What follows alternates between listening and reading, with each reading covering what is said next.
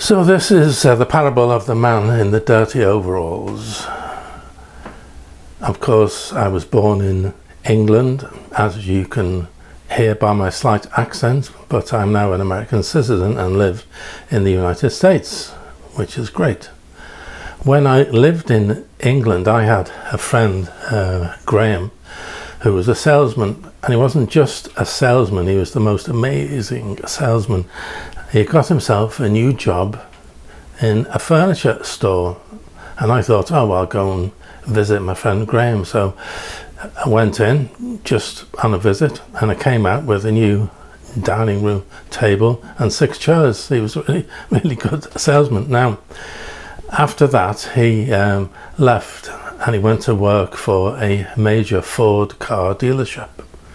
And for many months of the year, he was the top salesman.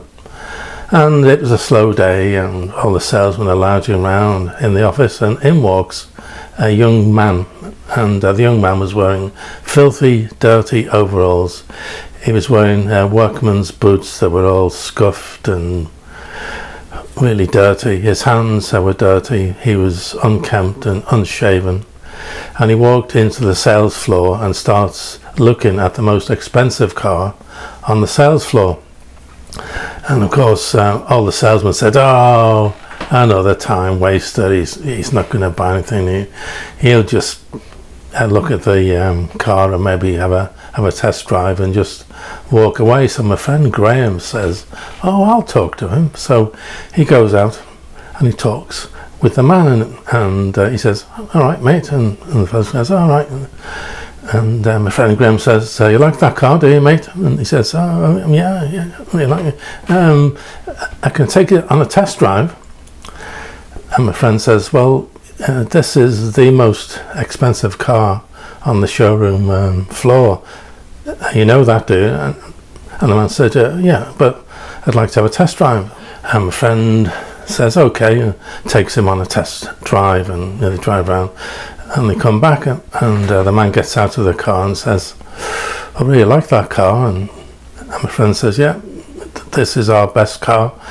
It's got, all the extras, sporty engine, sporty wheels, leather seats, blah, blah, blah, blah, blah, blah." And the man says, "And what does it cost?" And my friend said, "So many thousands." And I'm going back many years, and so in the modern money, it'd be, over 60,000 or whatever. And the fella says, "Oh, yeah, okay." And he gets out of his pocket his checkbook. And he says, "What's the out-the-door price on the road price?" And my friend says, "Oh, I'll just get you that." And so he went in and he checked on, all the taxes and licenses and everything. And my friend said, "It's X amount of thousands." And the man just wrote a check for cash for the price of the car. And my friend, he was very good, because he wouldn't say, "How did a man like you get enough money for this car?" But they had a conversation, and the young man said, well, he said, "A family member has died and left me a load of money, and I always thought, if I ever get any money, I'm going to buy one of these beautiful Ford cars." And that's what he did.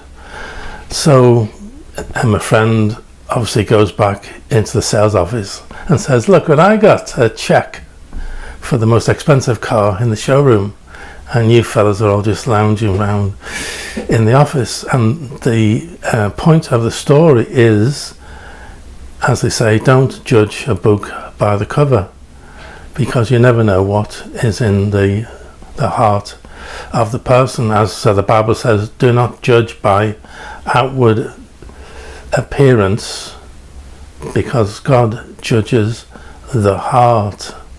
Very interesting.